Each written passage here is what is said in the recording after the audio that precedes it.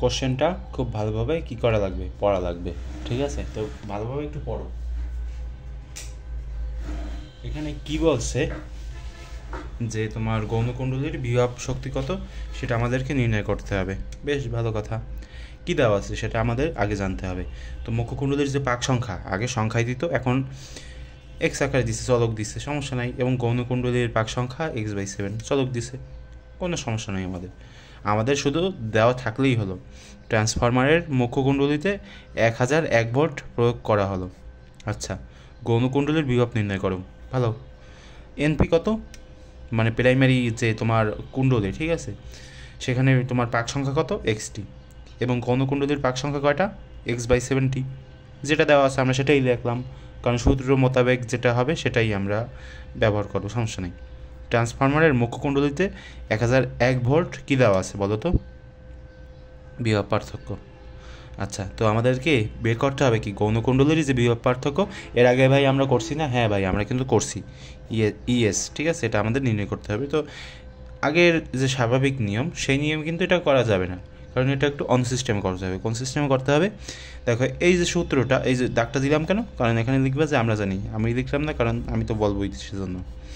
ইপি/ইএস সমান এনপি/এনএস। আচ্ছা ভালো, মানটা বসিয়ে দাও ভাই। হ্যাঁ, এনপি এর জায়গায় এনপি এর মান, এরপর এনএস এর জায়গায় এনএস এর মান বসিয়ে দিলাম। এখন কি হবে ভাই, এখন কি করবা, ডাইরেক্ট ক্যালকুলেশন করবা, এছাড়া কোনো কাজ নেই। একটু ভালোভাবে দেখাই, দেখো 1001/ইএস সমান এই যে এক্স, ঠিক আছে, এক্সটাকে তুমি একটু এই বাম পাশে আনো, তাহলে কী হবে বলো তো, 7টা উপরে উঠে যাবে। কারণ কি এখানে x/7 আছে না, x/7 থাকলে কী হবে বলো তো, তুমি যদি গুণ করো এক্সের সাথে, যদি এটা গুণ করো, ঠিক আছে, গুণ করলে এটা কিন্তু উপরে উঠে যাবে। তার মানে থাকবে কি 7/x। খুব ভালোভাবে খেয়াল করো, তুমি যদি এক্সের সাথে এটা গুণ করো কত হবে বলো তো, 7/x। আচ্ছা, তো 7/x তো গেল। এখন তুমি যদি 7/x লেখো, তাহলে এই এক্সটা নিচে চলে আসে না, এই এক্সটা কিন্তু নিচে, ঠিক আছে, আমি একটু মানে এভাবে একটু লিখছি, কিন্তু এটা কিন্তু নিচে হবে। তো এই এক্সের সাথে আর এই এক্স কাটাকাটি যায় না। আচ্ছা গেল, তার মানে এখানে যেটার যে সেটাই থাকবে, আর এখানে শুধু 7 থাকবে। তার মানে কি, এখন কিন্তু আমি এখানে বজ্র গুণন করবো 7ES, এই যে 7ES, আর এখানে 1001 ইএস সমান কত লিখবো, 1001/7। তো সেটাই এখানে কি করলাম, লিখলাম। তার মানে ইএস সমান কত, 145। তারা একটু ক্যালকুলেশন করে নেই।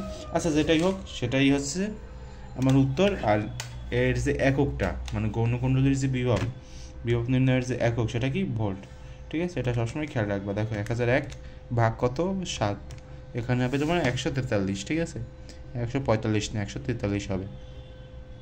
তো এরকমভাবে তোমরা এগুলো বের করতে পারবা।